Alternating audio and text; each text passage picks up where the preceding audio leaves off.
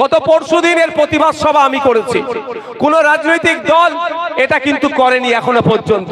গতকালকে প্রতিবাদ সভা আমরা করেছি, আইএসএফ করেছে। কোন রাজনৈতিক দল যদি করে থাকে, বিশেষ করে তৃণমূল কংগ্রেস যদি করে থাকে আমাকে বলবেন, তাহলে বলবো আইএসএফ আবার অন্যান্য দলগুলো করেছে। এবং আজকে শনিবার মালদাতে, রবিবার মুর্শিদাবাদে, আর সোমবার কলকাতা হাইকোর্টে গিয়ে আমি মামলা দায়ের করেছি। কি মামলা দায়ের করেছি আপনাদের জানতে হবে, যে অ্যাডজুডিকেশন থাকা অবস্থায় ভোট করতে দেওয়া যাবে না, ভোটটাকে বন্ধ করতে হবে, হয় পোস্টপোন করতে হবে, নাহলে এই নোটিশকে বাতিল করতে হবে। কাদের সাথে বলেছি? ওই 60 লক্ষ ভোটের মধ্যে হয়তো আমার 6000 ভোট পেতে পারি, কিন্তু ও নিয়ে আমি একবারের জন্য ভাবি না। বা 60 লাখই আমি পেতে পারি, সেটা আমার কাছে বড় কথা নয়। পশ্চিম বাংলার 60 লাখ মানুষ আজকে আতঙ্কিত আছে, শুধু নয়, ওই 60 লাখের পরিবারও আতঙ্কিত আছে।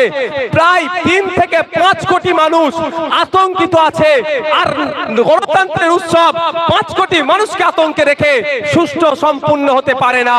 আগে পশ্চিম বাংলার প্রত্যেকটা মানুষকে আতঙ্ক মুক্ত করতে হবে, গণতন্ত্রের উৎসব একসাথে উদযাপন করব, সেই মর্মে আমি সুপ্রিম হাইকোর্টে ছুটেছি। হাইকোর্টে গিয়ে আজকে আমি অ্যাফার্ম করেছি, যে এই মর্মে যে দাবিগুলো রেখেছি তার মধ্যে গুটি কয়েক দাবি আপনাদের বলছি।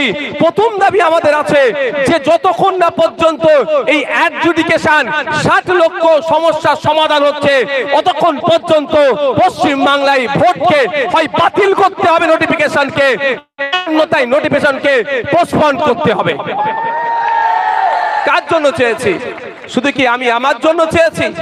আমার গদির স্বপ্ন নয়, আমার মানুষকে ভালো থাকাটাই হচ্ছে আমার বাস্তব চিন্তার মধ্যে পড়ে।